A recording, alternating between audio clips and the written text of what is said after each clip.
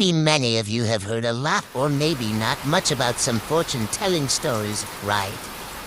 The following story is not true or false because I didn't participate, but I'll still tell you about my sister's experience when she went to seek a lucky number. This story would have been normal if it hadn't been for the death of her friend, which affected both my sister and the friend's family. 3 years ago, my sister T was a senior student who was very curious about spiritual matters. One day, her friend Q, who has passed away, invited her and a few others, including Q's younger sister, who was a freshman at the same university, to go seek a lucky number.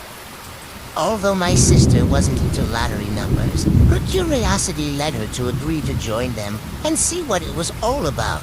That evening, Q, my sister, Q's sister, and 2 of their friends went deep into the Riverside area in District 2. They couldn't drive in, so they had to walk. Once they found a suitable spot, Q took out a small piece of wood, but he didn't say where he got it from. The wood had all the letters from A to Z and numbers from 0 to 9 carved on it, with words like ghost, demon, God, and saint written in the 4 corners.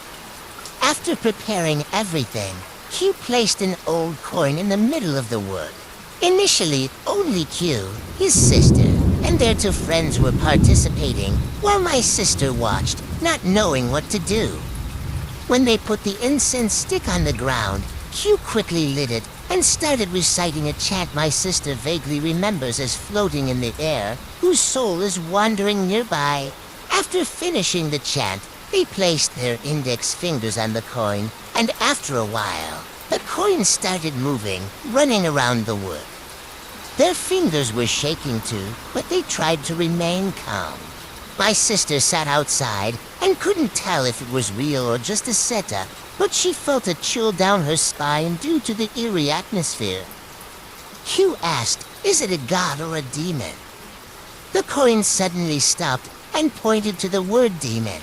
Q continued to ask more questions about how long it had been dead, why it died, and various other things. My sister, unsure whether to believe it or not, was getting spooked. When she decided to speak up and say that Q was playing tricks, the coin started vibrating violently, and she felt a strange cold air running through her body. The coin spun rapidly on the wood. Trembling, she asked, "Is it a god or a demon?" Suddenly, the coin stopped and seemed to stick to her finger, dragging her toward the word demon.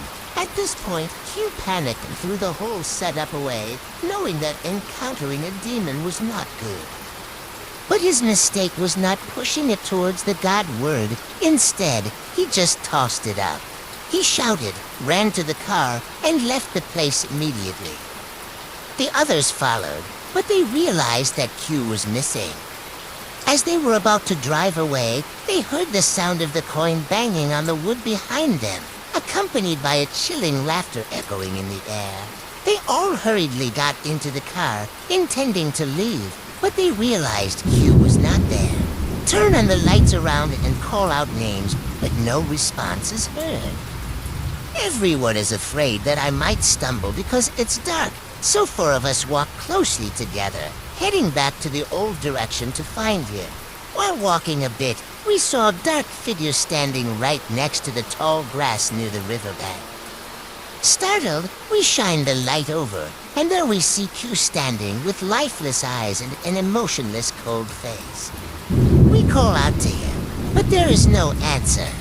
Just as we are about to approach him, we hear rustling from behind. When we turn back, we hear laughter from the bushes. Scared, we step back, and the bushes fall silent again with nothing there. We turn around to look for Q, only to find that he has disappeared at some point. At this point, everyone is trembling with fear, and while we want to continue searching, we are too scared to do so. Our bodies are drenched in sweat. We decide to return to the car and call someone for help. About half an hour later, our friends and family arrive and start searching. Some light fires and some use flashlights to search. We come back to the spot where we were playing earlier, and T trembles in fear when she sees a coin spinning in circles right at the spot where the ghost was sitting. But there's no one there. We gather around, feeling cold, and suddenly catch a glimpse of Q's shadow in front of us. As we walk closer, there's no one there, just a puddle of water on the ground.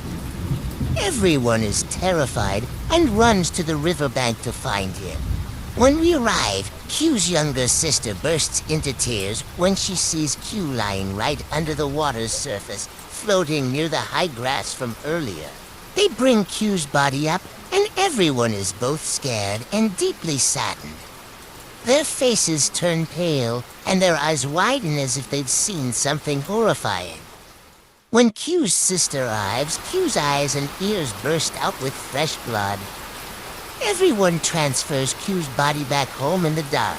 While getting into the car, T faintly hears someone calling her name in the wind, moaning, which makes her shiver. She holds her sister tightly and cries, urging her to run faster. T doesn't dare to look back as she feels as if someone is reaching out a chilling hand to her. She trembles and screams at her sister to run faster. Back at Q's house in the dark, they finally tell the family everything that happened. Everyone is angry and blames them for meddling with ghosts, though they can't understand how this happened. However, since it already occurred, they console them as they were terrified as well. Q is taken back home late at night, and T stays with Q's sister and family to help. Standing next to the bed where Q lies covered in a white cloth, T slowly reaches out to uncover it for one last look. But suddenly, Q's cold hand grabs her, and the cloth falls off. Q turns his head with a grim smile, looking at her eerily. T is petrified and faints. When she wakes up, Q's sister and parents are sitting beside her. She smells a strong scent of oil on her body, realizing that they thought she got possessed by the wind, so they performed a ritual for her. As she narrates the incident to everyone, no one believes her, thinking she's just traumatized because she and Q were best friends. It's only when Q's sister is bringing water for the guests that she hears someone calling her name outside the gate. She runs out and is frightened to see Q standing there, soaking wet and with white eyes staring at her. She stammers, Q, Q, Q. Oh, Q.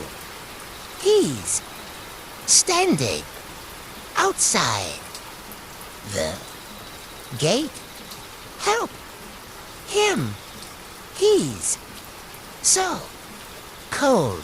She throws the teapot away. She runs and cries.